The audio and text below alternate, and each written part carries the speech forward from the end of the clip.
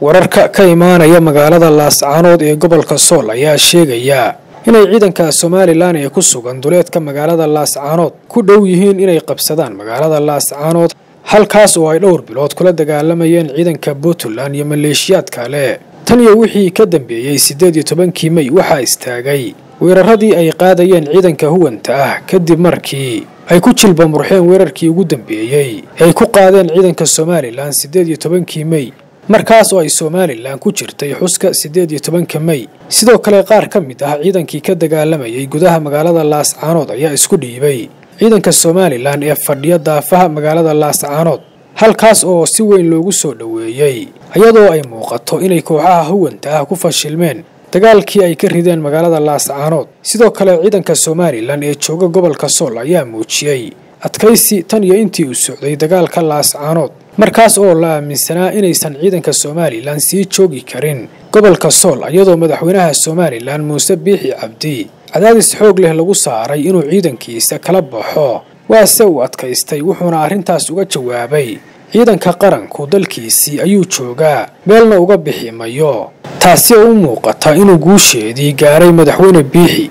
sidoo kale xeer ilaaliyaha guud ee Soomaaliland ayaa dacwad ka dhan ah gudoomiyaha baarlamaanka Soomaaliland Cabdirasaaq Khaliif u gudbiyay maxkamadda sare ee Soomaaliland.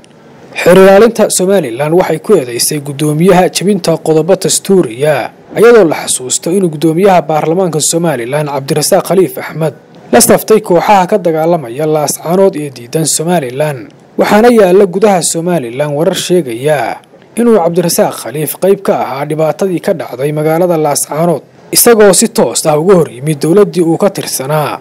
wuxuuna Soomaaliland ku eedeeyay inay xasuuq ka geysatay magaalada Laascaanood. waxaana jira in gudoomiyaha baarlamaanka Soomaaliland Cabdirasaaq Khaliif uu beesha caalamka la wadaagay dacwad ka dhan ah Soomaaliland isagoo isticmaalaya awoodii gudoomiyaha baarlamaanka Soomaaliland taasi oo khatar ku ah Soomaaliland. waxaana muuqata inay Soomaaliland ku baraarugtay shirqoolka gudoomiyaha Cabdirasaaq Khaliif iyadoo 7 bari oo kaliya loo qabtay lana faray inuu degdeg ku yimaado magaalada Hargeysa iskana difaaco eedaha loo haysto. waxaana muuqata inuusan Cabdirasaaq Khaliif xilligan tagi karin magaalada Hargeysa taasi oo khasbaysa inuu lumiyo xubinnimada baarlamaanka Soomaaliland.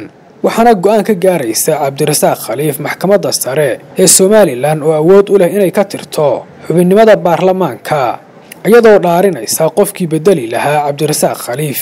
waxaana durba bilowday loolanka loogu jiro gudoomiyaha baarlamaanka Soomaaliland walow ay jiraan warar sheegaya in booskan loo wado Yaasiin Faratoon oo horey u soo noqday gudoomiyihii ugu horeeyay ee gobolka Sool xilal wasiirna ka soo qabtay xukuumadihii Soomaaliland kaas oo saameyn xoogan ku leh gobolka uu ka soo jeedo ee Sool.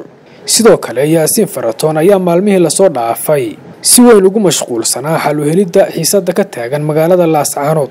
intaas ayaan ku soo koobaynaa wararkii ugu dambeeyay ee gobolka Sool.